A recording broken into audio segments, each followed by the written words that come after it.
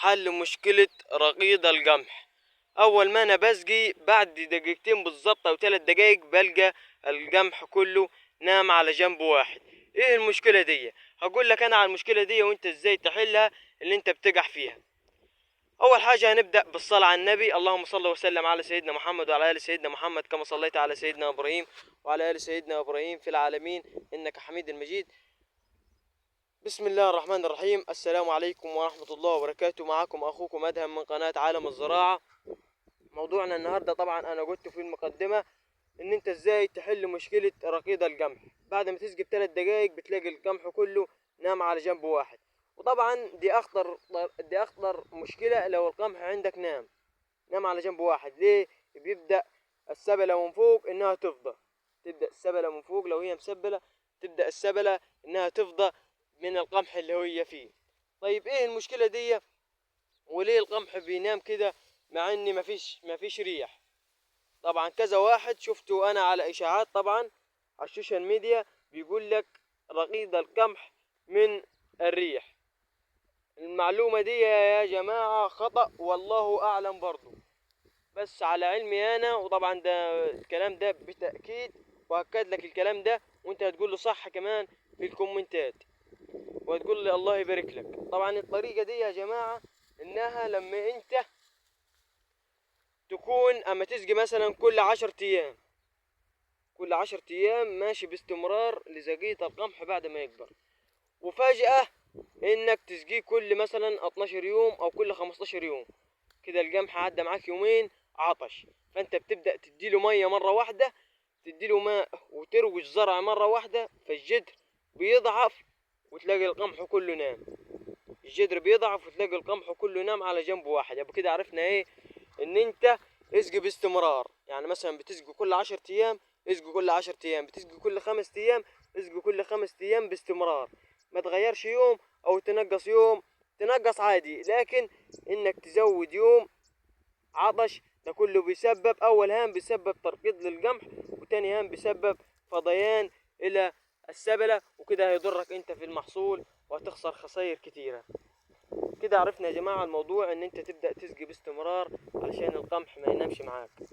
تمام يا جماعة؟ طبعا انا عندي هنا حتة نايمة هنا وكم حتة هنا يا جماعة. لاني ليه عملت كده؟ والله يا جماعة لسه دلوقتي انا كان عندي موتور الغاطس اللي هو بيطلع المية طبعا بالطاقة عندي، لو انت متابعنا تخش تشوف كل حاجة عندي على القناة. طبعا عطشوا مني 3 ايام ورا بعض وانا اديته مية مرة واحدة. هاي يا جماعة دي المية، والله لسه حتى المية ما نشفتش من الحوض والقمح بدأ ينام. دلوقتي يا جماعة القمح كله بتاعي هوريهولكم في فيديو تاني، هتلاقي القمح كله نام.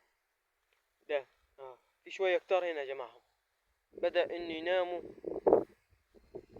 إن يناموا بالشكل اللي حضراتكم شايفينه. يبقى المشكلة يا جماعة ان انتوا تزرعوا وتسقوا باستمرار، واستهم بالزرع بتاعك هيديلك محصول والله، والسعر ده بتاع الله. انت اعمل اللي عليك والباقي كله على الله. والله يرزقنا ويرزقكم حسن الخلاق. وما تنسوش يا جماعة تصلوا على النبي عليه افضل الصلاة والسلام. ما تنسوش برضو تشتركوا في القناة عشان خوتنا اللي هم بيسمعوا الكلام من السوشيال ميديا من غير تأكيد يستفيدوا من الفيديو ده. وكتر يا جماعة من اللايك عشان اللايك بيفيد الفيديو عشان يوصل لعدد اكبر من المشاهدين عشان كل يستفاد. ولو انا معلومتي صح قول لي الله يبارك لك، ولو انا معلومتي مش صح ما تعملش اي حاجة وانا اعرف ازاي الكلام ده. طبعا انا يا جماعة كلامي مفيش فيديو انا عملته على قناتي وغير وانا بديلك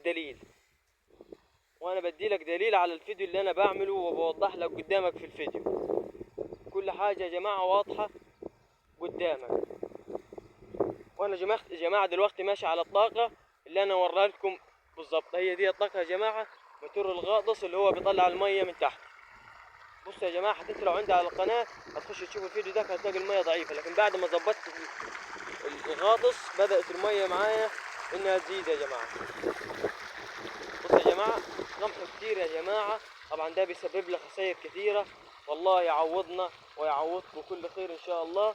حسن الخلاق ده يا جماعة بدأ انه ينام وربنا يستر. إن القمح كله ما ينامش. هي دي يا جماعة الطاقة اللي هي بتجيب مية من تحت. وهو ده يا جماعة موتور الغاطس اللي هو تحت. ها يا جماعة، ده موتور الغاطس اللي أنا طلعته، هو ده اللي سبب لي الخسائر كلها. هو ده الموتور الغاطس يا جماعة. ده اللي أنا غيرته مع السلك اللي ماشي معاه ده لحد تحت يا جماعة. تمام. ما تنسوش تصلوا على النبي وتشتركوا في القناة، وزي ما عرفتكم المعلومة ان انت اسقي باستمرار، والله يعوضنا ويعوضكم كل خير ان شاء الله. والسلام عليكم ورحمة الله وبركاته. وصلى على النبي.